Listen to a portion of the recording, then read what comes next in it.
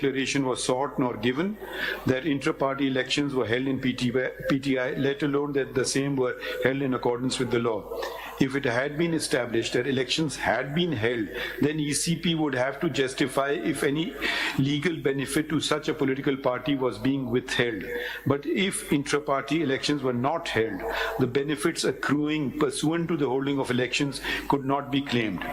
We also do not agree with the learned judges that the ECP did not have, quote, any jurisdiction to question or adjudicate the intra-party elections of a political party.